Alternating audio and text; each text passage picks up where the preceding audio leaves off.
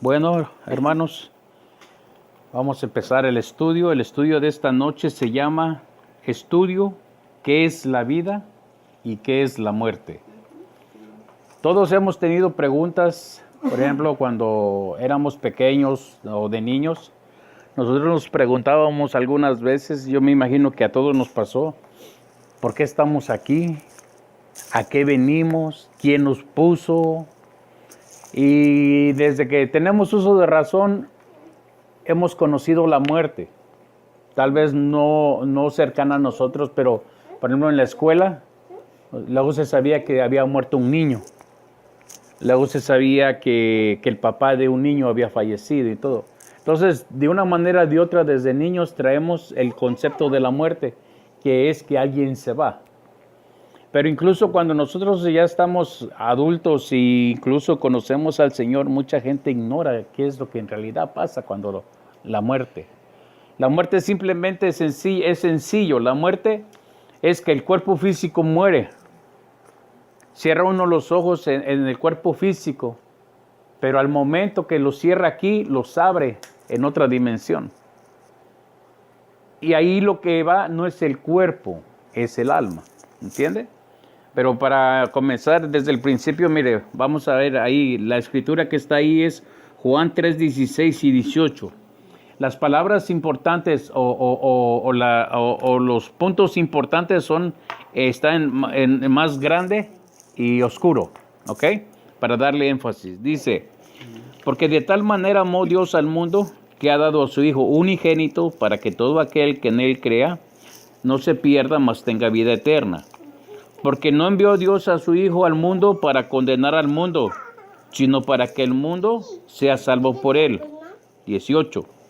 El que en él cree no es condenado, pero el que no cree ya ha sido condenado, porque no ha creído en el nombre del unigénito Hijo de Dios. Ahí claramente en el versículo 18 nos está diciendo claramente, hay dos caminos, el no ser condenado y el ser condenado. El que no es condenado es el que cree en el Hijo de Dios. Y el que es condenado es el que conociendo o sabiendo de Jesús no ha creído en él. ¿Entiende? Bien, eso lo dijo Jesús. Y todo lo que ya vimos que todo lo que dice Jesús es verdad. Entonces, más abajito, abajo de la línea dice, ¿por qué tienen que morir los hombres? Romanos 5:12 dice, por tanto, como el pecado entró en el mundo por un hombre, y por el pecado la muerte, así la muerte pasó a todos los hombres, por cuanto todos pecaron. Cuando Dios hizo al hombre, Dios lo hizo para que viviera eternamente. El libro de Lucas, capítulo 3, cuando da la genealogía de Jesús, dice, Jesús, hijo de José, y así se va. Y cuando llega con Adán, dice Adán, hijo de Dios. O sea, Adán para Dios era su hijo. Por eso es que lo puso y construyó un lugar especial, el paraíso, y le dio todo. ¿Ve? Pero solo le pidió una cosa, que no desobedeciera. Cosa que el hombre al final lo hizo. Pero en fin, por causa de esa desobediencia, y no precisamente la primera desobediencia no fue de él, fue de la mujer. Porque la mujer primero agarró el fruto y lo mordió, pero no pasó nada. Pero viene y le da al hombre y es cuando pasa todo el problema. ¿Por qué? Porque el que tenía la autoridad era el hombre. El que fue hecho primero fue el hombre. El que fue hecho a la semejanza de Dios fue el hombre. Entonces, cuando él muerde el fruto prohibido, entonces es cuando entra el pecado y entra la muerte. Por eso dice, por la culpa de un hombre entró el pecado y el pecado la muerte. ¿Ok? Bueno, pasamos al siguiente, a la siguiente línea. Dice la parábola del rico y Lázaro. Una parábola es una historia ficticia que enseña una verdad bíblica. ¿Ok? Dice Lucas 16, 19 al 31. Dice, había un hombre rico que se vestía de púrpura y de lino fino, y hacía cada día banquete con esplendidez. Había también un mendigo llamado Lázaro, que estaba echado en la puerta de aquel, o sea, del hombre, de la casa del hombre rico, lleno de llagas, y ansiaba saciarse de las migajas que caían de la mesa del rico, y aun los perros venían y le lamían las llagas. Aconteció que cuando el mendigo que murió el mendigo y fue llevado por los ángeles al seno de Abraham, y murió también el rico y fue sepultado. He aquí una diferencia. Muere Lázaro y es llevado por los ángeles. Pero dice que el rico fue sepultado, pero no dice que fue llevado por los ángeles, ¿verdad? 23 dice, y en el Hades, la palabra Hades es en griego. Si fuera en hebreo sería Seol, en español sería infierno, ¿ok? Dice, en el Hades alzó sus ojos estando en tormentos y vio de lejos a Abraham y a Lázaro en su seno. Dice, entonces él, dando voces, dijo, Padre Abraham, ten misericordia de mí, y envía a Lázaro para que moje la punta de su dedo en agua y refresque mi lengua, porque estoy atormentado en estas llamas. Pero Abraham le dijo, Hijo, acuérdate que recibiste bienes en tu vida, y Lázaro también males, pero él ahora se está consolado aquí, y tú atormentado. Además de esto, una gran cima. Note que cima está escrita con S, no con C. Si fuera una C, sería una montaña. Cima es una hendidura, un abismo. Está puesta entre nosotros y vosotros, dice, de manera que los que quieren pasar de aquí a vosotros no pueden, ni de allá para acá. Entonces le dijo, te ruego pues, Padre, que le envíase la casa de mi padre, porque tengo 5 hermanos, para que les testifique a fin de que no vengan ellos también a este lugar de tormento. Y Abraham le dijo, a Moisés y a los profetas tienen, óiganlos. Él entonces dijo, no, Padre Abraham, pero si alguno de ellos fuere a ellos de entre los muertos, se arrepentirán. Mas Abraham le dijo, si no oyen a Moisés y a los profetas, tampoco se persuadirán, aunque a alguien se levantase de los muertos. Puntos interesantes de esos versículos es que estar en el infierno es un lugar de tormento y no hay descanso.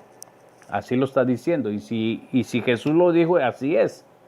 Ahora, aquí sucede un punto interesante. El hombre está en tormento, pero, sin embargo, él está mirando a Abraham y a Lázaro. Bueno, resulta que cuando ¿cómo se dice? El paraíso fue cerrado, cuando echaron a Adán y a Eva, Dios prefirió poner el paraíso, dejarlo en la tierra, pero no a nivel de tierra. No a nivel de tierra. Acuérdense que después del diluvio, toda la tierra cambió. Entonces nadie puede decir que el paraíso está en cierto lugar, que está en Irak, que está en Babilonia. No es cierto. Porque incluso los judíos dicen que el huerto del Edén estaba en lo que ahora es Jerusalén. ¿Me entiende? Bueno, ahora, otro punto interesante aquí vemos que el paraíso era un lugar especial donde iban todos los santos. ¿Por qué? Más adelante lo vamos a entender. Ese lugar era llamado el paraíso. En la siguiente línea, abajo dice, confirmación de la existencia del paraíso. Dice, en realidad el paraíso existía porque Jesús lo confirmó en Lucas 23:43. Entonces Jesús le dijo, de cierto te digo que hoy estarás conmigo en el paraíso. Y esa no es una parábola. Es cuando Jesús estaba colgado en el madero, junto con los otros ladrones, y uno de ellos le dijo, Señor, cuando llegues a tu reino, acuérdate de mí. En otras palabras, estaba reconociéndolo como Señor. Entonces, por eso Jesús le dice, de cierto te digo que hoy estarás conmigo en el paraíso. ¿Ok? Tal vez los judíos tenían un concepto del paraíso, un lugar donde iban al seno de Abraham, porque también se le llamaba el seno de Abraham. Cuando un hombre dice, voy a tomar a mi hijo, al bebé en mi seno, no está hablando desde el punto de vista femenino. Porque una mujer agarra a un niño y dice, lo tengo en mi seno, es que le va a dar de comer. Seno quiere decir tenerlo aquí en el pecho, así. ¿Me entiende? No quiere decir, mucha gente dice que le va a dar de comer. ¿Me entiende? Pero eso ya es una loquera que sacan cada predicador. Pero cuando dice seno, a eso se refiere aquí. El capítulo 66 de Isaías dice que todos aquellos que venzan antes de entrar a la ciudad, Dios va a estar parado antes de entrar a la Jerusalén de oro. Y cada uno que vaya pasando, dice, y lo tomaré en mis brazos, dice. Y lo sentaré en mis piernas, como sea, como un bebé. Bienvenido, mijo, pásele. ¿Entiende? Exactamente. Bueno, entonces pasamos a la siguiente línea. Jesús tenía que ser primero en todo. Y este punto es muy importante. Dice Colosenses 1:18. Y Él es la cabeza del cuerpo que es la iglesia. Él que es el principio. El primogénito ¿de qué? De todos los muertos, para que todas tengan, en todo tenga la preeminencia. Eso quiere decir que todos los que murieron antes de Jesús, ninguno fue al cielo, iban al paraíso. El paraíso estaba abajo de la tierra. Ahora, ellos estaban en el paraíso, pero probablemente ellos miraban un cielo. O sea, ellos en el mundo espiritual no hay las limitaciones físicas, ¿me entiende? Entonces, ¿por qué dice aquí que Él tenía que ser el primero de entre los muertos? Porque Él tenía que resucitar, subir y presentarse al Padre, y el Padre darle todos los atributos a Él como Rey de Reyes, Señor de Señores y todo. Y entonces Él baja, pero Él fue el primer muerto que resucitó y llegó, subió al cielo otra vez. Toda potestad. Sí, ¿me entiendes? Solo Él podía. Él tenía que ser el primero en todo. Y como dice las letras más adelante, para que en todo Él tenga la preeminencia, o sea, en todo sea Él el primero. Dice Hechos 26:23, que el Cristo había de padecer, y dice, y ser el primero de la resurrección de los muertos. Dice, para anunciar luz al pueblo y a los gentiles. Dice, para que Él sea el primero de la resurrección de los muertos. O sea que en Jesús fue el primero en que se cumplió la resurrección de Dios, la que está destinado para todos nosotros. Pero Él tenía que ser el primero. ¿Ok? Ahora dice Romanos 8:29. Porque a los que antes conoció, también les predestinó para que fuesen hechos conforme a la imagen de su Hijo. Para que Él sea el primogénito entre muchos, ¿qué? ¿Se da cuenta? Y hay muchos versículos, nomás que ya eran demasiados, ¿no? Pero hay muchos versículos, hermanos, que hablan de que Jesús es el primero, ¿ok? Y seguirá siendo el primero, ¿ok? Ahora, ¿estamos bien hasta ahorita? Sí. ¿Preguntas? Ok. Pasamos a la siguiente línea. Dice, Jesús se llevó a los santos que estaban en el paraíso. Efesios 4:8-10 dice, por lo cual dice, subiendo a lo alto, llevó cautiva la cautividad y dio dones a los hombres. Y eso de que subió, ¿qué es? Sino que también había descendido primero a las partes más bajas de la tierra. El que descendió es el mismo que también subió por encima de todos los cielos para llenarlo todo. Ahora, aquí dice, subiendo a lo alto, se llevó cautiva la cautividad. Ok, si yo le digo, por ejemplo, yo soy esclavo de Jesucristo, o decimos somos esclavos de Jesucristo, no quiere decir que andamos en cadenas, o que Jesús nos trae con una cadena jalándonos, sino que por amor damos un significado de que nosotros nos abandonamos a Él. Él es todo en nosotros. Entonces, cuando dice se llevó cautiva la cautividad, no quiere decir que el diablo los tenía cautivos. Muchos predicadores dicen que el diablo los tenía cautivos. No, el diablo no era cautivo. No los tenía cautivos. Era un lugar especial donde iban todos los santos esperando que Jesús cumpliera esta palabra, porque esta palabra está en el Antiguo Testamento. ¿Entiende? Ahora, fíjese lo que dice. Subiendo a lo alto, llevó cautiva la cautividad y dio dones a los hombres. No dice a unos hombres o solo unos cuantos. Cuando Jesús sube y baja el Espíritu de Dios y bautiza a todos los hombres que lo han aceptado, es cuando le da dones a los hombres. Todos los hombres podemos recibir los dones de Dios siempre y cuando lo aceptemos. O sea que después de que sube y se lleva a la cautividad, Él ya no volvió a bajar a la tierra físicamente. Entonces es cuando viene la promesa del Espíritu de Dios y nos da dones por medio del bautismo. ¿Me entiende? ¿Hasta ahí estamos bien? Ok. Ahora dice más adelante, dice, que sino que también había descendido primero a las partes más bajas de la tierra. Lo que comúnmente se entiende o se piensa es que Jesús cuando muere, lo que vimos hace 8 días es que su papá agarra su espíritu y se lo lleva.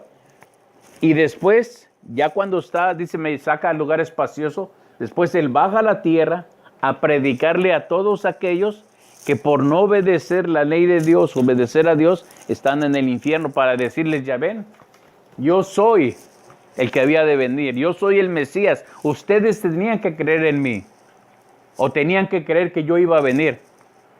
Les predicó y entonces es cuando al tercer día sube. Y entonces se presenta delante del Padre, el Padre lo corona, entonces baja y se lleva cautiva la cautividad. O probablemente Él iba subiendo y atrás de Él iban todos los santos. Pudo ser de las dos maneras, pero el punto es que se los llevó al cielo. Ok, veamos lo que dice la otra línea que sigue. Dice, lo que sucede cuando el hombre muere. Fíjese lo que sucede.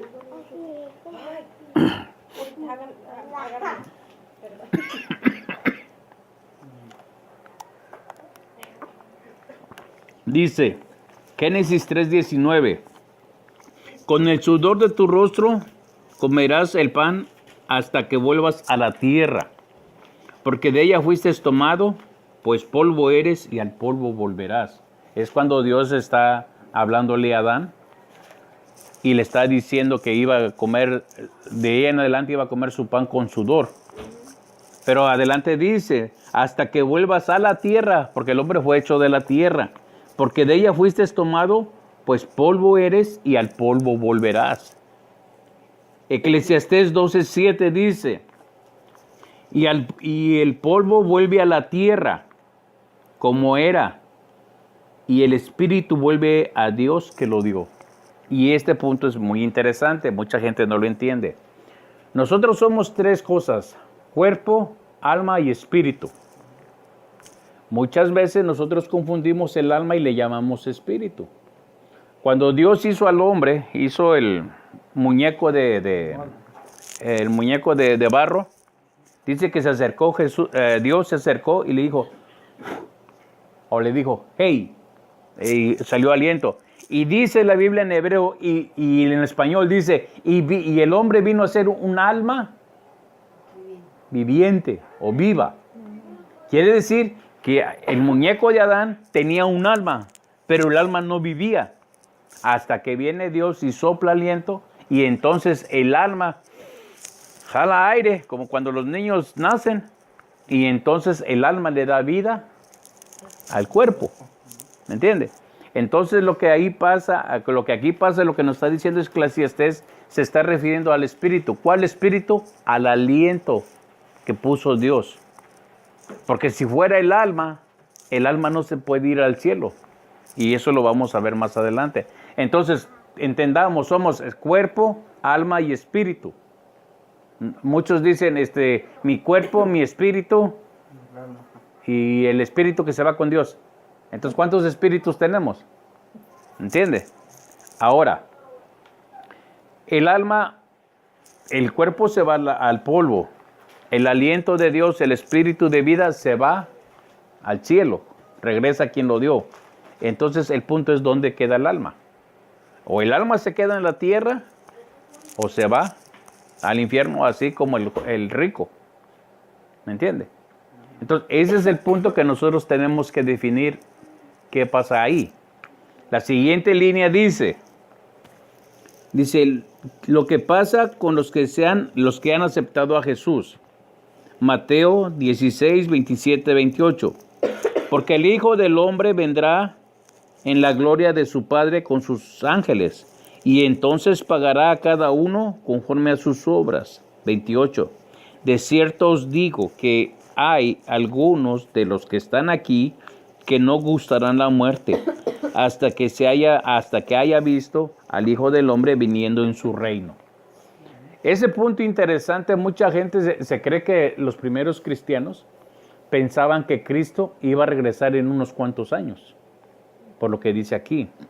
Pero si nos metemos a profundidad en ese versículo, está diciendo, algunos de los que están aquí no verán muerte. Pero no dice que van a durar unos 4, 5, 6, unos 10, 20 años en lo que Él regresa. Lo que Él en realidad está diciendo, muchos de los que me han aceptado ahorita no verán muerte, sino que estarán durmiendo, porque ellos van a oír mi voz y son los que van a despertar, como vamos a ver más adelante. Algunos, acuérdense, muchos de los que oían de veras lo habían aceptado de corazón, muchos solo por conveniencia, porque los sanaba, porque los liberaba, por esto, pero no le habían aceptado como Señor y Salvador, solo por los beneficios. Es lo mismo que sucede ahorita. Porque les daba comida. Muchas veces usted invita gente a la iglesia y viene buscando una ayuda, pero no de verdad vienen queriendo convertirse al Señor, ¿me entiende? Entonces aquí Jesús dice, muchos de los que están aquí, dice, no verán muerte. Ahora, ¿cuál muerte? ¿La física o la espiritual? Es lo que vamos a ver más adelante. Primera de Corintios 15, 51, 53 dice, he aquí, os digo un misterio. No todos dormiremos, pero todos seremos transformados. En un momento, en un abrir y cerrar de ojos, a la final trompeta, porque se tocará la trompeta, y los muertos serán resucitados incorruptibles, mas nosotros seremos transformados, porque es necesario que esto corruptible se vista de incorrupción, y esto mortal se vista de inmortalidad. Aquí está dando un punto. No todos dormiremos. ¿De quién está hablando? De los que han creído en Jesús. Están dormidos. Decir que están en el cielo, despiertos, es contrario a la Escritura. Uno quisiera, desde luego, que cuando muere una persona cristiana, un familiar, que se fuera al cielo. Pero no puede irse. No puede irse porque tiene que dormir en la tierra donde ponen su cuerpo, porque se tiene que cumplir la palabra. Cuando Jesús venga y se suene la trompeta, entonces los muertos resucitarán primero, despertarán primero. Dice, y luego nosotros los que quedamos iremos detrás de ellos y recibiremos a Jesús en las nubes. Entonces, si la Biblia dice que vamos a estar dormidos los que creemos en Cristo, es falso o es una mentira del diablo decir que están en el cielo, por muy bonito que se oiga. Porque entonces es como decir, yo los estoy mandando al cielo, pero la Biblia dice que Dios no los está llevando al cielo. Entonces, ¿qué hacemos? ¿Hacemos caso a lo que dice el hombre o hacemos caso al que dice la Biblia? ¿Entiende? Vayamos al otro, primera de Tesalonicenses 4, 15 al 18. Dice, tampoco queremos, hermanos, que ignoréis acerca de los que... Volvemos otra vez a los que duermen, para que no estéis entristecidos como los otros que no tienen esperanza. ¿Quiénes son los que no tienen esperanza? Los que están en el mundo. Los que no han aceptado a Jesús. 14. Porque si creemos, dice, que Jesucristo murió y resucitó, así también traerá Dios con Jesús a los que durmieron con él.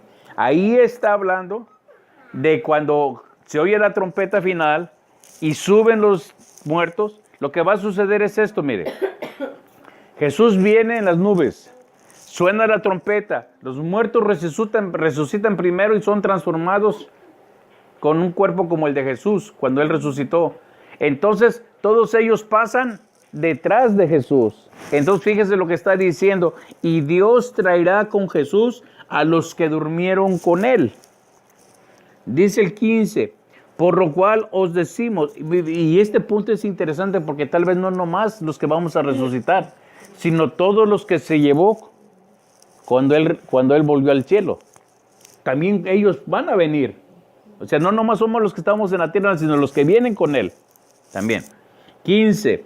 Por lo cual os decimos esto en palabras del Señor, que nosotros que vivimos, que habremos quedado hasta la venida del Señor, no predeceremos a los que durmieron. Quiere decir que suben primero resucitan los que duermen en Cristo, y cuando empiezan a subir los que vivimos, vamos a ser transformados y todos juntos recibiremos al Señor en las nubes. ¿Me entiende? Ahora dice el 16, porque el Señor mismo, con voz de mando, con voz de arcángel y con trompeta de Dios, vuelve a pasar otra vez a decir, trompeta de Dios, descenderá del cielo y los muertos en Cristo, ¿qué? Resucitarán primero. O sea, estaban durmiendo. Son a los que se refiere que estaban durmiendo. Luego nosotros, los que vivimos, los que hayamos quedado, seremos arrebatados juntamente con ellos en las nubes para recibir al Señor en el aire.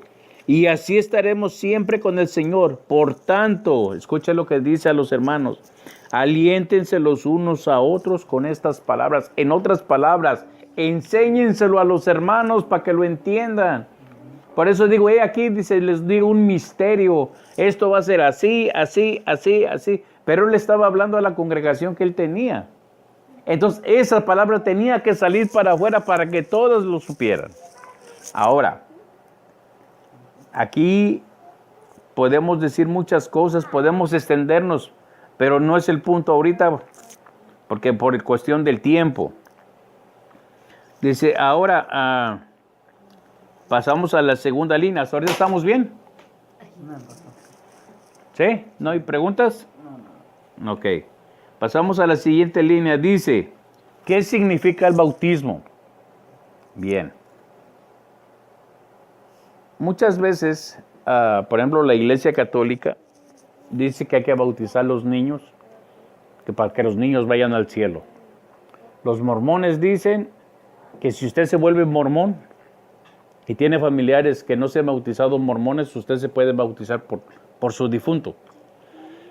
Entonces, cada iglesia o cada religión tiene su manera de interpretar lo que es bautismo. Pero vamos a ver realmente lo que dice la Biblia de acuerdo al bautismo. Una de las cosas que nosotros los cristianos hacemos es que no bautizamos los niños, por una razón. Dice, es que hay que hacerlo porque Jesús se bautizó. Sí, Jesús tenía 30 años. Jesús decidió bautizarse, no porque lo necesitara, era hijo de Dios. Llega delante de Juan y le dice Juan, ¿cómo es que tú vienes a que yo te bautice? Si tú siendo más grande que yo necesito ser bautizado por ti. Entonces Jesús le dice, anda, hagámoslo así, dice, porque es necesario cumplir la ley o toda justicia. Yo me metí a investigar y nunca encontré un mandamiento o un mandamiento de Dios en la ley que diga que así tenía que ser. Pero sí hay una regla entre los profetas, que el profeta viejo es mayor que el profeta nuevo. Acuérdense, Juan el Bautista ya funcionaba como profeta antes de que Jesús viniera. Entonces, cuando Jesús viene y dice, Él es el Cordero de Dios, el Hijo de Dios, viene Jesús y no viene como un hombre más espiritual que Juan, porque Él lo era, sino viene desde el punto de vista de hombre y de profeta nuevo. Entonces viene y le dice a Juan, yo necesito que me bautices. Entonces Juan le dice, ¿cómo? Dice, tú siendo mayor que yo necesito ser bautizado. No, es necesario que cumplamos la ley de los profetas. Un profeta joven se somete a un profeta viejo. Es por esa razón que Jesús fue bautizado. No porque Juan era mayor que él, tenían que cumplir esa ley. ¿Ok? Ahora, veamos lo que dice Romanos 6:34. 6:3 y 4. Dice, ¿o no sabéis que todos los que hemos sido bautizados en Cristo Jesús, hemos sido bautizados en su muerte? Porque somos sepultados juntamente con Él para muerte por el bautismo, a fin de que como Cristo resucitó de los muertos para la gloria del Padre, así también nosotros andemos en vida nueva. Ok. Cuando nosotros aceptamos al Señor, lo siguiente que hay que cumplir es bautizarnos. Ok. La Biblia dice que hay dos muertes, la física y la espiritual. Ok. Cuando es la física, es cuando este cuerpo muere. Pero cuando es la muerte espiritual, es cuando el hombre no ha aceptado a Dios o a Jesús, y entonces va a la muerte espiritual, que es estar en el infierno. ¿Entiende? El estar en el infierno no es cualquier cosa. Muchos dicen, tal vez ha escuchado que dicen, quiero ir al infierno porque ahí están todos mis cuates. Si de veras conociéramos lo que es estar en el infierno, tengas por seguro que no muchos volverían a decir esas palabras. Ahora, si usted leemos, dice aquí que en el bautismo estuvimos en la muerte de Cristo. Ok, hablemos de una persona que no conoce a Dios. Muere el cuerpo, sale el alma y lo llevan a la segunda muerte, que es estar en tormento, tal como el rico, de la historia de Lázaro y el rico. Ahora, cuando nosotros somos cristianos, nosotros aceptamos a Jesús, cuando vamos al bautismo, nosotros estamos muriendo en la muerte de Jesús. Entonces, esa es la muerte espiritual de nosotros. Cuando usted entra al agua, ya murió. Y cuando sale una nueva criatura. Sin pecados, limpio, santificado. Entonces, todos los que hemos aceptado a Jesús, lo único que estamos esperando es la muerte física. Pero ya no vamos a morir en muerte espiritual, porque nosotros en el bautismo con Jesús ya morimos espiritualmente. A todo. Entonces quiere decir que si el hombre que no conoce a Dios muere físico y luego la muerte espiritual. Cuando uno acepta a Jesús es al revés. Cuando usted se bautiza es la muerte espiritual y ya nomás esperamos la muerte física. Volvemos a leer otra vez. Fíjense, dice, ¿o no sabéis que todos los que hemos sido bautizados en Cristo Jesús? Y un punto interesante, todos los que hemos sido bautizados en Cristo Jesús, no en el nombre del Padre, del Hijo y del Espíritu Santo, ¿cierto? ¿Se da cuenta de eso? No está hablando del Padre, del Hijo y del Espíritu Santo. Dice, todos los que hemos sido bautizados en Cristo Jesús, hemos sido bautizados en su muerte. Dice, porque somos sepultados juntamente con Él para muerte por el bautismo. Entonces, ¿qué es lo que significa el bautismo? Es la muerte espiritual. ¿Escuchó lo que dije, hermana? Ok. Cuando muere una persona que no ha aceptado a Jesús, viene su muerte física, y dice la Biblia, y luego la muerte espiritual, que es llevado al infierno por un lugar de tormento. Cuando nosotros aceptamos a Jesús, pasa al revés. Dice aquí, fíjese lo que dice Romanos 6, 13 y 4.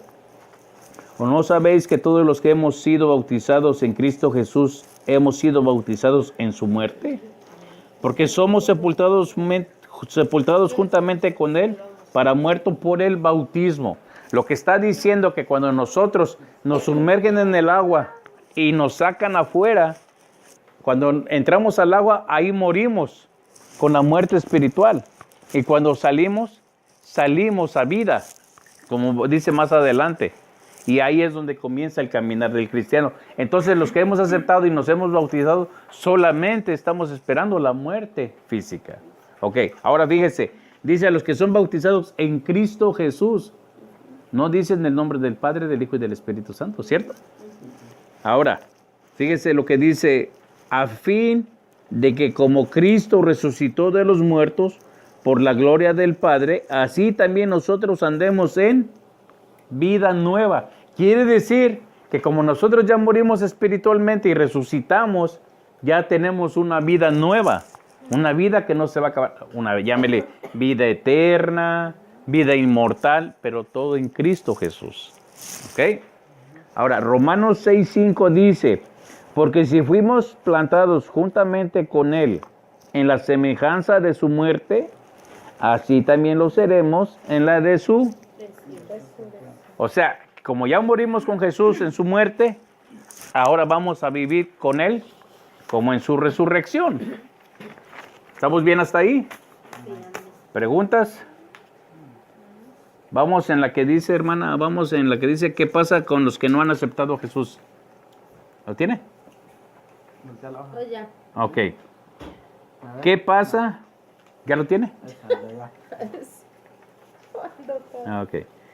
Dice, ¿qué pasa con los que no han aceptado a Jesús? Romanos 8:13 dice, porque si vivimos conforme a la carne, dice, habéis de morir. Pero si por el Espíritu hacéis morir las obras de la carne y viviréis.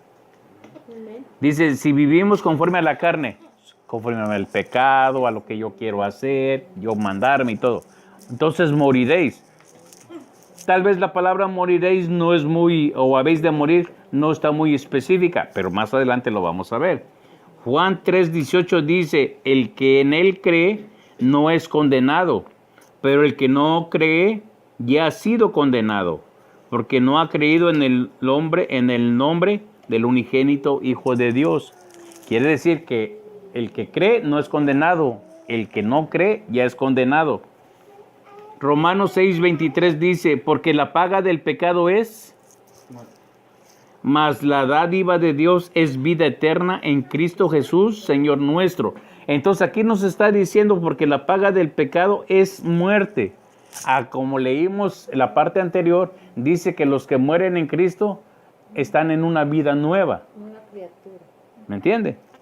Ahora fíjese lo que dice Hebreos 9:27, y de la manera que está establecido para los hombres que mueran una sola vez y después el juicio. Todos tenemos que morir. A menos que venga Jesús, muchos van a quedar vivos en ese entonces. Pero la mayoría tal vez vamos a morir. Cumpliendo la ley de que del polvo fuiste hecho y al polvo volverás. ¿Me entiende? Entonces ya entendimos qué es lo que pasa con los que no aceptan a Jesús. Ahora, si tomamos como ejemplo la parábola de rico y Lázaro, ¿a dónde fue a dar el rico? Al infierno. Entonces, si Jesús dio esa explicación, entonces quiere decir que sí es cierto que el hombre va para destrucción o va. Hay una parte en la Biblia que le llama el infierno de estar en destrucción. ¿Entiende? ¿Estamos bien ahí?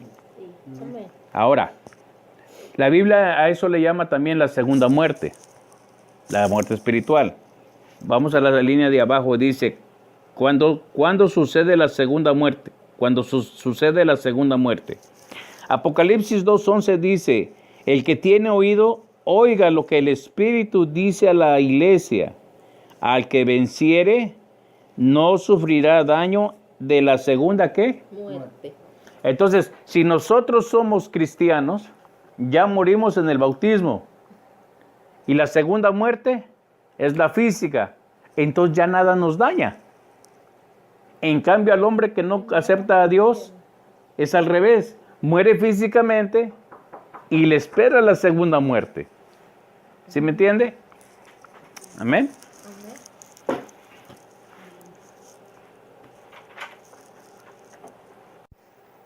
Bien, entonces, vamos a segunda de Tesalonicenses 1:9. Dice, estos sufrirán el castigo de eterna destrucción, excluidos de la presencia del Señor y de la gloria de su poder. ¿Quiénes son ellos? Los que mueren sin Jesús. Apocalipsis 26. Bienaventurado y santo el que tiene parte en la primera resurrección. ¿Cuál es la primera resurrección? Cuando Jesucristo venga, Y levante el pueblo. levante a los que duermen primero, los que han muerto en Cristo, y luego los que viven. Dice, la muerte segunda no tiene poder sobre estos, sino que serán sacerdotes de Dios y de Cristo y reinarán con él por 1000 años. Todos los que se levanten en el rapto, cuando sean llamados por Jesús por medio de la trompeta, son los que van a ayudar a reinar, a que Jesús reine en la tierra, donde dice que a cada uno se le va a dar una nación, un pueblo, y van a ayudar a reinar por 1000 años, porque nosotros ya no vamos a morir. Nosotros nomás es seguir trabajando, y Jesús va a reinar desde Jerusalén. Entonces, como es ahorita, es el presidente y todos los gobernadores, los presidentes municipales van y le dan cuentas. Así más o menos va a ser. Pero ahora fíjese lo que dice Apocalipsis 21, 8. Pero los cobardes, ¿cómo dice? Incrédulos, abominables, asesinos, inmorales, hechiceros, idólatras y todos los mentirosos tendrán su herencia en el lago que arde con fuego y con azufre, que es la muerte segunda. O sea, quiere decir que los que están en el infierno ni siquiera han probado la muerte segunda. La muerte segunda es cuando después del juicio van a ser echados al lago de fuego. ¿Algunos hemos estado en el agua? No, ahora imagínense que sea puro fuego y prendido solo con azufre. ¿Se imagina? Esa es la muerte segunda. Ahora, ¿estamos bien hasta ahí? Ok, la siguiente línea dice, ¿existe el infierno? Vamos a ver si es cierto. Mateo 10, 28 y dice, y no temáis a los que matan el cuerpo, pero no pueden matar el alma. Más bien temed a aquel que puede hacer perecer tanto el alma como el cuerpo en el infierno. Eso no quiere decir que el cuerpo va a bajar al infierno. Lo que ahí en realidad quiere decir que el alma cuando está en el infierno, si aquí se machuca un dedo y le duele, allá le va a doler también. O sea, lo que nosotros sentimos en el cuerpo físico lo siente el alma. Solo que el alma siente cuando es espiritual. Nosotros lo sentimos en lo físico. Pero vamos a decir que prende usted la estufa y pone la mano a ver cuánto aguanta el fuego. Pues en el mundo espiritual, haga de cuenta que ponga su mano, su alma, ponga la mano en el fuego espiritual y le va a quemar igual como quema una flama física, le quema su mano. O sea, es el mismo sentir. El cuerpo en el infierno es como si estuviera en vida, sintiendo lo mismo. Oliendo, viendo, oyendo, todo. Es igual, como si estuviera en su cuerpo. Pero es solamente el alma. ¿Entiende? Y si Jesús dijo que es infierno, es que sí hay infierno. Fíjese lo que dice Mateo 5, 22. Pero yo os digo que cualquiera que se enoje contra su hermano será culpable de juicio. Y cualquiera que diga necio a su hermano será culpable ante el concilio. Y cualquiera que le diga fatuo quedará expuesto al infierno de fuego. Entonces ahí nos da otro punto interesante. En el infierno hay fuego. ¿Se imagina? Hermano, ¿qué quiere decir esta palabra? Fatuo, inútil, tonto, inepto. Eso quiere decir fatuo. Y sin embargo uno acostumbra, ¿cierto? Decir allá en Colombia. Sí. Tonto. Ok, dice más adelante Mateo. ¿Es tontito o así? Dice Mateo 5:29. Por lo tanto, si tu ojo derecho te es ocasión de caer, sácalo y échalo de ti. Pues lo mejor es tener que se te pierda uno de tus miembros y no que todo tu cuerpo sea echado al. Vuelve a repetir infierno. Mateo 5:30. Y si tu mano derecha te es ocasión de caer, córtala y échala de ti. Pues mejor te es que se pierda uno de tus miembros y no que todo tu cuerpo sea echado en él. ¿Se da cuenta? Entonces, si Jesús hablaba de un infierno, quiere decir que sí existe. Mucha gente dice, no, eso es mental, es para los débiles de mente. Yo prefiero quererle a Jesús que quererle a los demás, ¿cierto? Ahora, el Islam dice y manda a su gente a matar, a hacer grandes barbaridades. Y en lugar de decirles que hay un infierno, les dicen que hay un paraíso. Y que hay 70 vírgenes esperándolos nomás a ellos. O sea que el Islam engaña a su propia gente. ¿Qué engaño el día? ¿Sí? Sí, por eso digo, ¿qué engaño más grande de la misma gente del Islam con sus propios adeptos?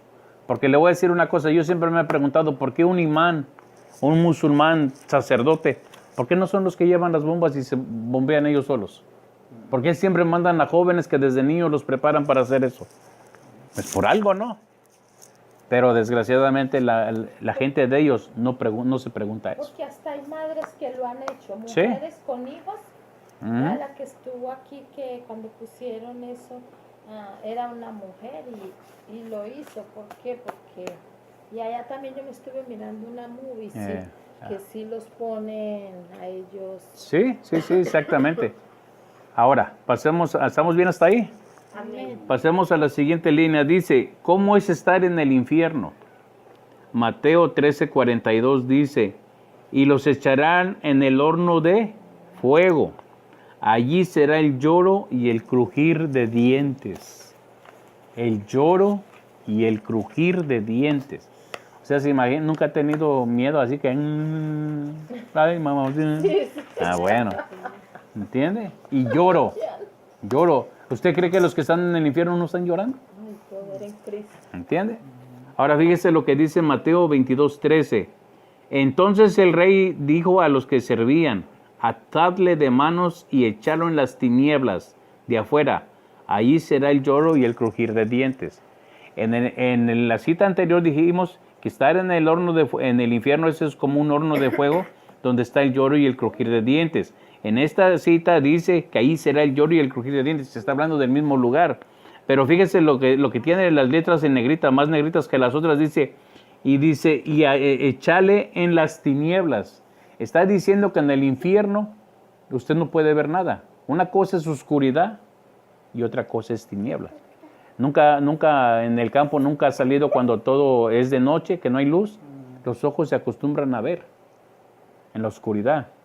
Pero cuando es tinieblas, haga de cuenta que es una nube negra que baja en medio de nosotros y usted no puede ver más allá no puede ver ni su mano. Eso es tinieblas. ¿Se imagina lo que es estar en el infierno? Oyendo, escuchando, oliendo, pero sin poder ver. Y luego estar metido dentro de un hoyo que es una flama. Y luego también dijo Jesús que, dice Jesús que el gusano no muere. ¿Usted siente cómo se lo están comiendo los gusanos? Eso es estar en el infierno. Ahora se da cuenta qué gran ventaja o qué grande misericordia de Dios es habernos permitido conocerlo. Amén. Y haber aceptado a su Hijo. Amén. ¿Estamos bien hasta ahí? Ok. La siguiente línea dice, ¿qué pasa cuando un niño muere? Dice Mateo 19, 13 y 14. Entonces le fueron presentados unos niños para que pusiese las manos sobre ellos y orase, y los discípulos les reprendieron. 14. Pero Jesús dijo, dejad a los niños venir a mí, y no se los impidáis, porque de tales es el reino de los cielos. Entonces, si Dios a mí me dice que yo para entrar al cielo tengo que aceptar a Jesús, bautizarme y vivir una vida santa, pero al niño le está diciendo, de ellos es el reino de los cielos. Entonces quiere decir que los niños cuando mueren, ellos no se quedan aquí, ellos se van derechito para allá. Ahora, hay un libro muy interesante, yo lo tengo, si ustedes tienen computadora, se llama Una revelación divina del mundo espiritual. Es una hermana de Washington que Dios la llevó, le mostró el infierno, se llama Una revelación divina del infierno, y luego la llevó al cielo a ver muchas cosas que nosotros no entendemos. Y en una de ellas dice que cuando un niño muere en el vientre, abortado, o muere chiquito, de 4 o 5 años, el ángel que lo anda cuidando, lo toma en sus brazos su alma, y lo lleva y se lo da a Dios. Entonces Dios lo toma, y con su poder lo hace crecer hasta una edad probablemente de 30 años. Porque 30 años tenía Jesús cuando comenzó su ministerio. Entonces se calcula que eso, más o menos a esa edad, es que Él los crece, porque son almas limpias. Ellos no tienen el problema de nosotros, que nosotros ya pecamos conscientemente y necesitamos arrepentirnos. Por eso le digo, en el cielo no hay ángeles niños, no hay niñitos ángeles, ¿entiende? Solo hay ángeles, no sé, pues supongamos de una edad de 30 años humana, pero no hay niños chiquitos, ángeles. Eso es lo que sucede en el mundo espiritual. Ahora usted dirá, ¿y esa hermana de dónde saca eso? Bueno, si nos metemos a estudiar más a profundidad la Biblia, tenga por seguro que encontraríamos el lugar, pero eso ya es meternos otro tema más profundo, ¿me entiende? Por eso dijo Jesús que los que quieran entrar al cielo tenemos que ser como niños, ¿me entiende? Otro punto interesante, hermana. Si de acuerdo a esta escritura, ¿cree usted que los niños necesitan bautismo o no? Niños, ¿no? ¿Entiende? Ahora, ¿por qué algunas religiones enseñan eso? Porque cobran, o porque hay que darles una ofrenda, o porque hay que hacerle fiesta. Y se da cuenta que cuando bautizan a un niño, el menos que se divierte es el niño, que está dormido. Y luego en los bautismos hay alcohol. El niño no toma alcohol. Ya después de fiesta, pleito. ¿Me entiende? Y pura comida, y el que menos come es el niño. El niño, ¿no? Nomás le dan su pacha, su biberón y ya. Ahí está. ¿Se da cuenta? Se divierten los adultos.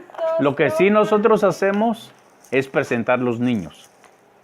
Porque Jesús fue presentado, siendo bebé, a los 8 días fue presentado. Mas no fue bautizado. Presentado, Señor, este primogénito a ti te pertenece. Es tuyo, Señor, gracias por él. Yo sé que te pertenece a ti, pero me lo has dado para que yo lo cuide y lo ayude a crecer. Esa es la manera que se hace una presentación. No es un bautismo, ni ponerle la cruz, ni nada de eso. Simplemente orar, Señor, bendícelo, aquí está, y danos sabiduría para guiarlo. Y el pastor lo agarra, lo carga y ora todo el pueblo. O el pastor, o el papá, o la mamá, y el pastor pone las manos. Eso ya es decisión de cada uno cómo orar, ¿verdad? Pero lo importante en sí es la oración. ¿Bien? ¿Estamos bien hasta ahí? Amén. Ahora, aquí viene un punto interesante que muchas veces nos han enseñado a nosotros. Y por años lo hemos creído, incluso siendo cristianos todavía lo creemos algunos. Bueno, no yo, pero hay algunos que sí lo creen. Fíjese, dice, ¿pueden los muertos regresar a nosotros? Segunda de Samuel 11, 21 y 23, al 23 dice, y le dijeron sus siervos, ¿qué es esto que has hecho? Porque el niño, viviendo aún, ayunabas y llorabas, y muerto él, te levantaste y comiste pan. Y él respondió, viviendo aún el niño, yo ayunaba y lloraba diciendo, ¿quién sabe si Dios tendrá compasión de mí y vivirá el niño? Mas ahora que ha muerto, ¿para qué he de ayunar? ¿Podré yo hacerlo volver? Yo voy a él, mas él no volverá a mí. Primer punto, y eso lo tocamos la semana pasada, ¿se acuerda? Era el niño que tuvo con Betsabé. Entonces cuando Dios se da, a Dios lo que le dio coraje es que la gente, el pueblo y las naciones blasfemaron el nombre de Dios por causa de David. Entonces Dios le dice a David, el niño va a morir. Entonces él empieza a ayunar y a llorar y pero Dios no lo escucha, no le responde como él quiere. Entonces el niño muere. Dice el 29, mas ahora que ha muerto, ¿para qué he de ayunar? Se la voy a poner de otra manera. Cuando alguien muere, ¿qué necesidad hay de hacer oraciones? ¿Qué hay necesidad de hacer misas? ¿Qué necesidad hay de hacer ceremonias? Una vez que cerró sus ojos y se fue, ya no se puede hacer nada. No hay un purgatorio. ¿O usted, lo que hemos leído, usted ha escuchado que hay un purgatorio? O es a dormir o para abajo. ¿Me entiende? Sí. Y hay muchas religiones que sacan de eso. ¿Me entiende? ¿Por qué la gente paga? Porque no saben lo que sucede. No saben lo que pasa con sus difuntos. Ese es el gran problema. Por eso son... Exactamente. tantas misas para que salga del purgatorio. Por ejemplo, los hindús dicen casi lo mismo, que hay un lugar especial donde van las almas. ¿No ve que los hindús dicen que si usted fue una persona muy buena, usted puede reencarnar en un animal bueno? O puede reencarnar en una persona. Pero si fue malo, pues ¿cómo se llama? A regresar en un gusano, en algo peor. Apagar otra O sea, vez. todas las religiones buscan su camino para evitar lo que es una realidad. Entonces ellos mismos se engañan. ¿Entiendes? Y muchos cristianos también les gusta engañarse. Así de fácil. ¿Estamos bien hasta ahí? Ahora fíjese lo que dice Job 14, 10 a 12. Mas el hombre morirá y será cortado. ¿Por qué dice cortado? Haga de cuenta que usted corta una rama del árbol. La rama sin el árbol se muere. ¿Ok? Dice, perecerá el hombre. ¿Y dónde estará él? 11. Como las aguas se van al mar, se van del mar, y el río se agota y se seca. 12. Así el hombre yace y no vuelve a levantarse. Hasta que no haya cielo, no despertará, ni se levantará de...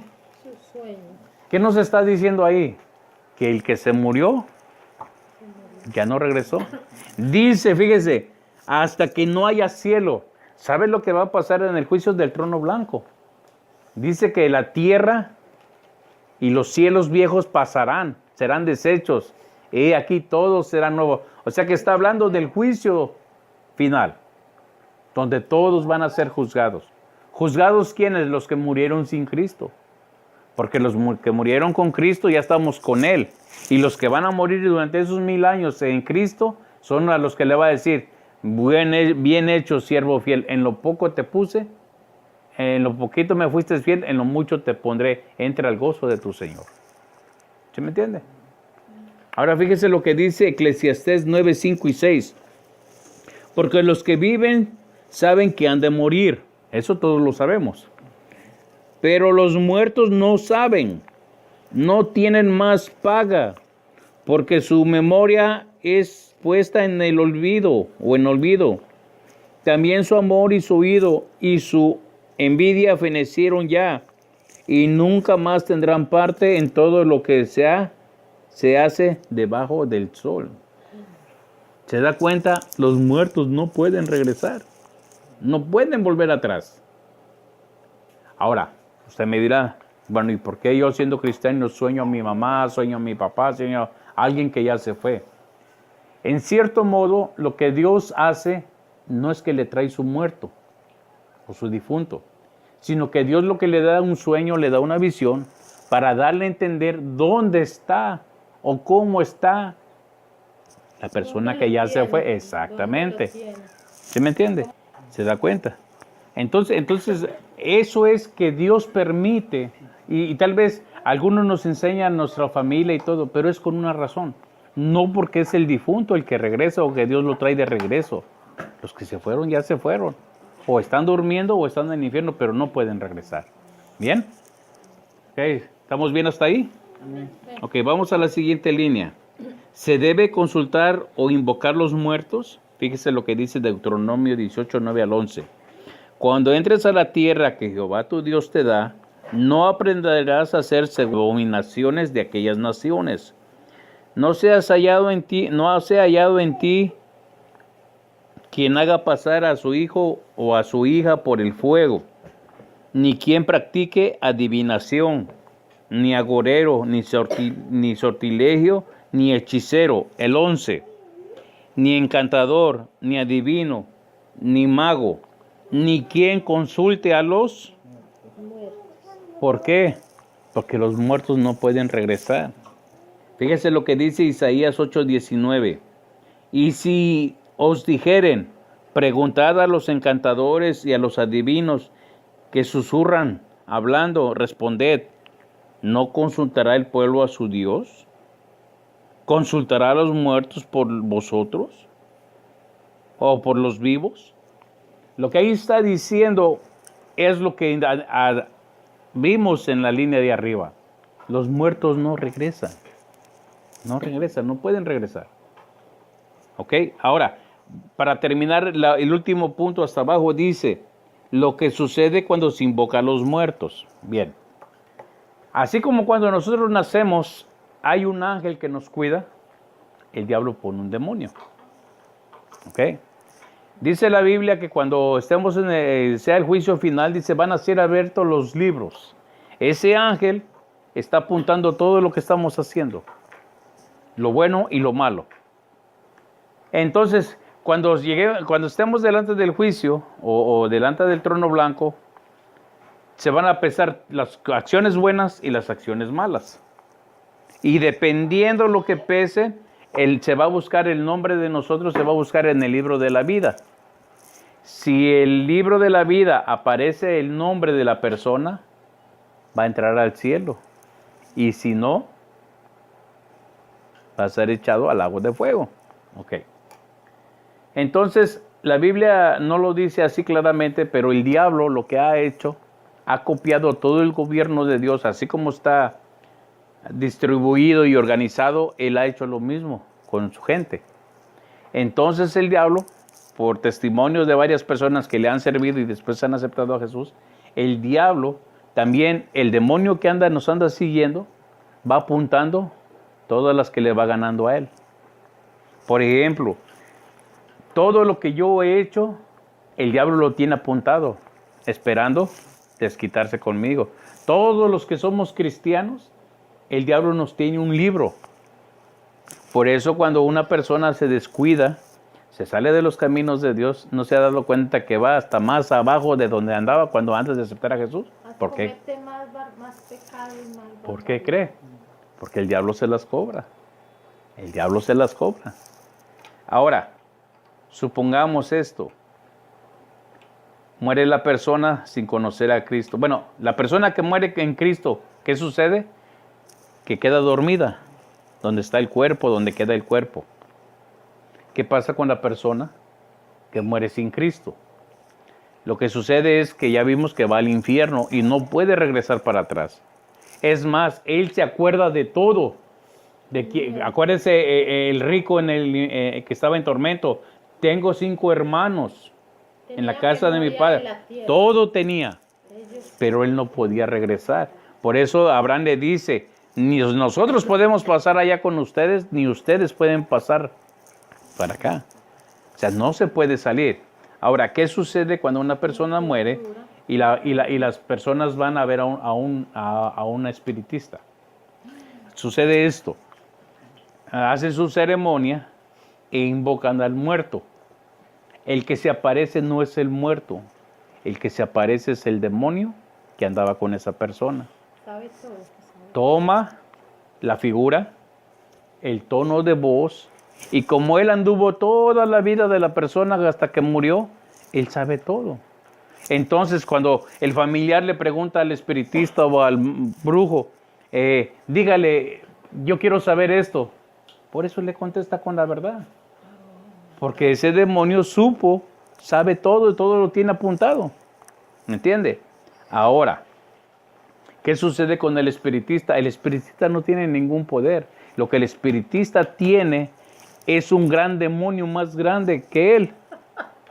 Entonces, cuando el diablo quiere decir una verdad, el diablo no viene porque el diablo anda detrás de usted y a ver qué va a hacer. Es el demonio que puso para que lo cuide. Entonces, cuando el diablo viene y dice, tú hiciste esto y esto y esto y esto, pero él está leyendo el reporte que le puso el demonio o su ayudante, ¿me entiende?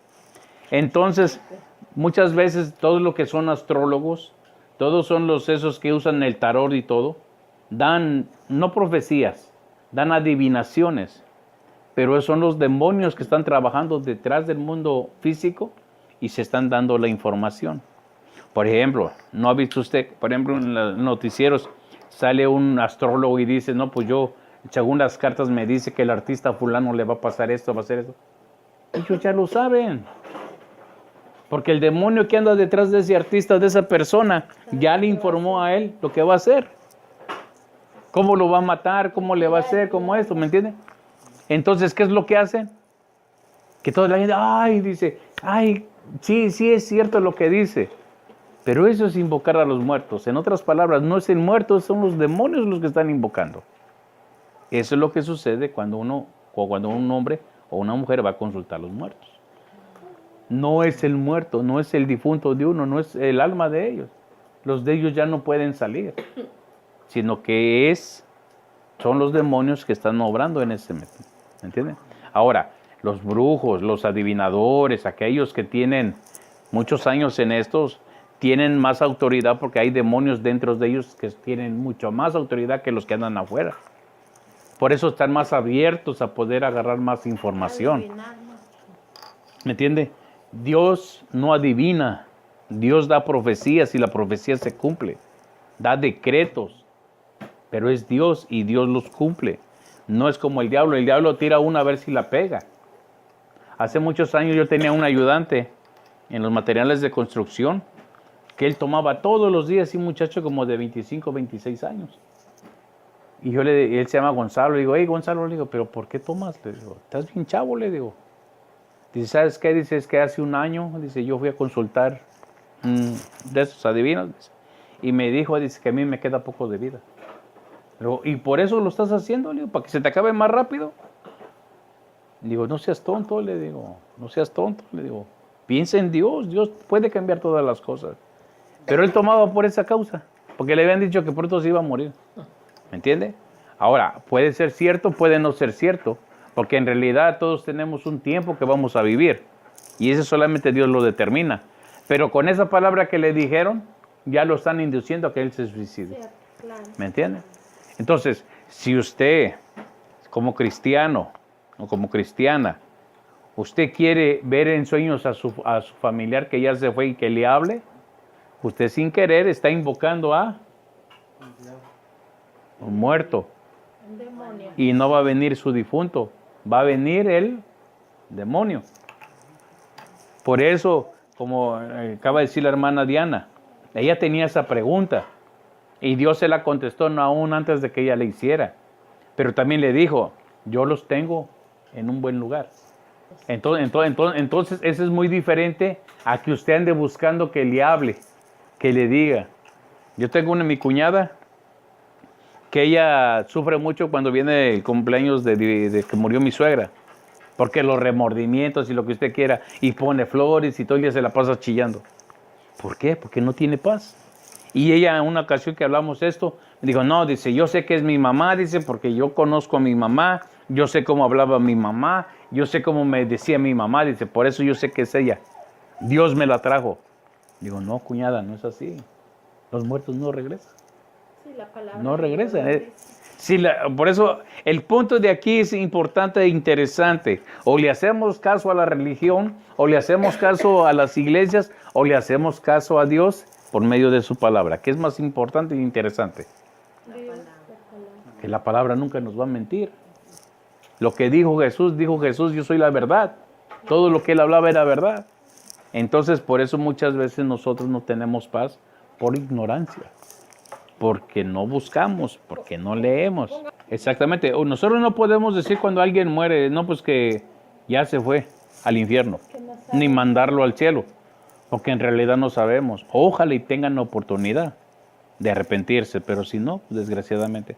Por ejemplo, ¿se acuerda cuando murió Jenny Rivera? Que decían que Jenny Rivera ya está arriba cantándole a Dios. Dios no necesita hombres que le canten. Dios lo que quiere es que le cantemos cuando estamos vivos. Muertos ya para qué. Pues él tiene millones y millones de ángeles que le cantan y son ¿cómo se llama? Son lenguas celestiales. ¿Por qué dicen que esa mujer se fue al cielo? Porque esa mujer antes de salir a un concierto se agarraba con sus ayudantes y oraba. Ay, en el nombre de Jesús, que hoy haga esto. Nomás salía al escenario, mire, a tomar hasta las chanclas. ¿Usted cree que Jesús respaldaría eso? No, porque dice que ni los borrachos. Y hay un video en YouTube donde a ella le dan una profecía donde Dios le dice que ella puede tocar el alma a muchas personas, pero en otras palabras le está diciendo, déjale de hacer lo que estás haciendo y trabaja para mí. Ella pensaba que con lo que ella cantaba estaba cumpliendo lo que Dios le había dicho en esa profecía en la iglesia de su hermano. Como su hermano es pastor. ¿Entiende? Entonces, eso es ese es un engaño del diablo. El diablo dice, no, dice, tú puedes seguir tú puedes seguir como vas, nada más que darle la gloria a él. Y ya les metió la trampa. Por eso le digo. Y que Exacto. canta, que dice que está cantándole a Dios y que todos los que mueren, los artistas. Eso que dice, no, pues que ya hay una estrella más en el cielo. Pues será un estrellado, porque estrella, quién sabe, ¿no? Sí, tristemente, Bueno. Sí, así es la realidad. Hermanos, preguntas, dudas, críticas. ¿Críticas constructivas? No. Sí, todo se vale.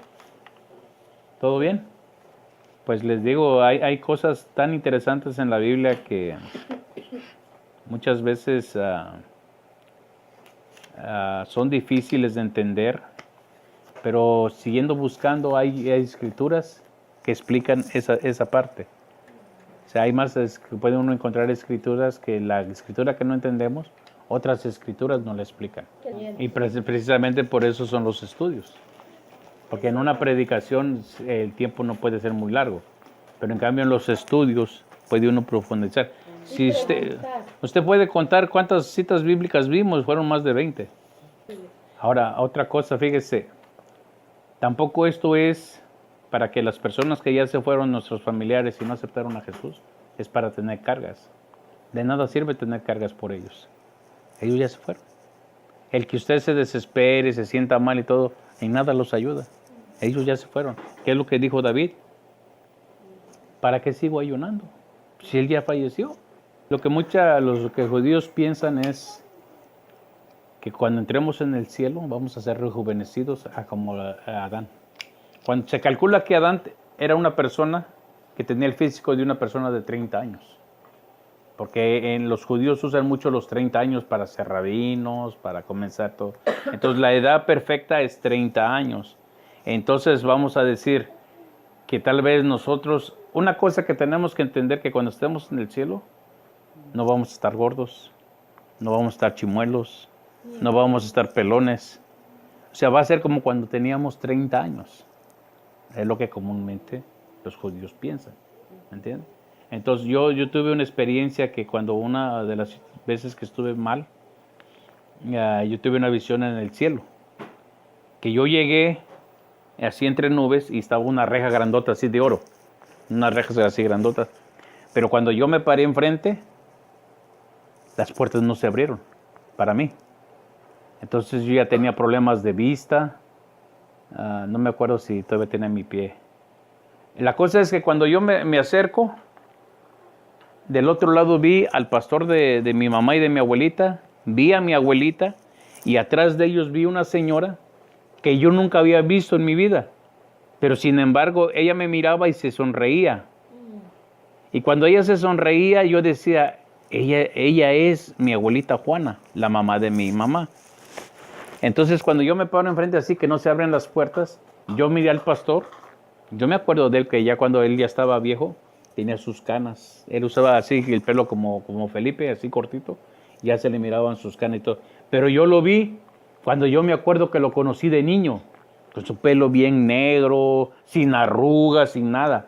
Y él estaba así de frente hacia mí. Y él usaba unos lentes oscuros porque él tenía problemas con la claridad. Y siempre andaba de lentes oscuros. Entonces yo lo miré sin lentes. Y sí todavía le miré las huellas de cuando se levantan temprano a orar. Tenía como ojeras, ve que se pone oscuro. Así lo miré. Entonces yo miré a mi abuelita. La última vez que vi a mi abuelita tenía su pelo, no blanco, pero lo tenía gris. Y yo se lo miraba negro. Entonces a la señora que yo vi atrás, ella se sonreía. Y entonces yo nunca la había visto así físicamente. Pero yo dentro de mí yo sabía que era mi abuelita Juana. Entonces después de ese sueño, yo vine y le hablé a mi mamá. Le dijo, mami, le digo, tengo una pregunta. Le digo, fíjate, yo tuve una visión así. Le digo, ¿qué pasó? Le digo, tú no sabes si mi abuelita aceptó al Señor. Me dice, bueno, dice, por lo que sé. Dice, ahí en el hospital donde ella falleció, unos días antes o un día antes, llegaron y le hablaron del Evangelio, dice, y ella aceptó.